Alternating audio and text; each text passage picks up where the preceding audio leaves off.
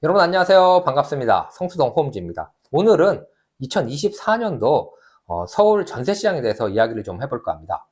결론부터 말씀드리면 올해 서울 전세시장은 굉장히 큰 폭의 전세가격 상승이 예상되니까 올해 만기신 분들은 미리미리 좀 준비를 하셔서 대비를 잘 하셔라, 그런 뜻에서 오늘 영상을 준비해봤습니다.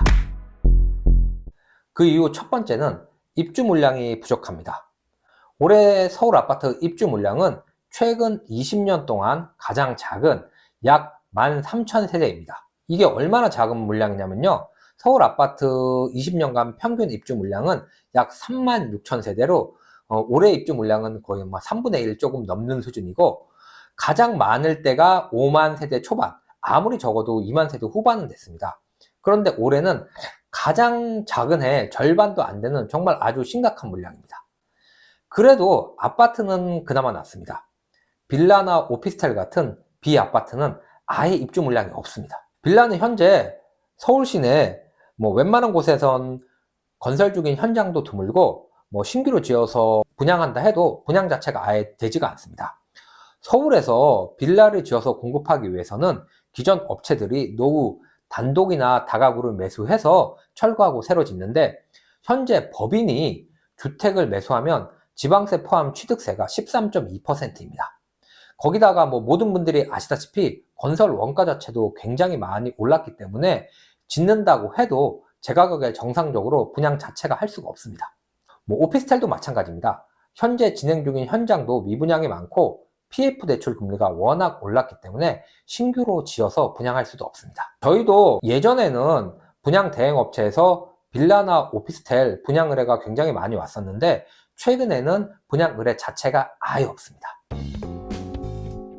그래서 정부에서 1월 10일 날 부랴부랴 대책을 내놨는데, 제가 보기에는 실효성 자체가 아예 없습니다. 이 공급량이 집값 매매가에 미치는 영향은 사실 시간차가 좀 있습니다.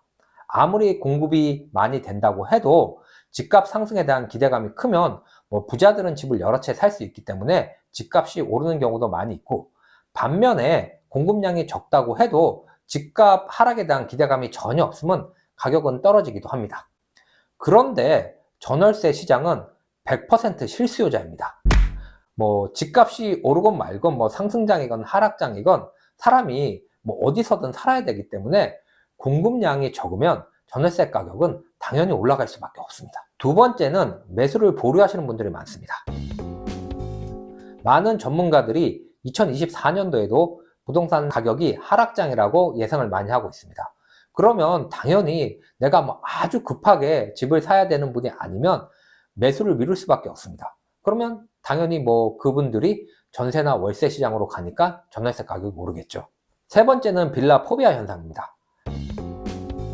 현재 부동산 시장의 가장 큰 화두는 전세 사기입니다. 이 전세 사기는 대부분 아파트가 아닌 빌라나 오피스텔 같은 경우에서 많이 생겼습니다. 거기다 부동산 시장이 하락장에 들어오면서 역전세를 우려해서 매매가하고 전세가 갭이 작은 빌라나 오피스텔을 기피하는 현상이 심해지고 있습니다. 이게 강남이나 서울 중심가 같은 경우는 그래도 덜한데, 전세 사기로 대표되는 강서구 같은 지역은 정말 심각합니다. 저희 지역도 제가 보기에는 가격도 괜찮고 보증보험 가입도 되고 안전한 물건인데 몇 달째 거래가 되지 않아서 공실로 있는 경우도 많이 있습니다.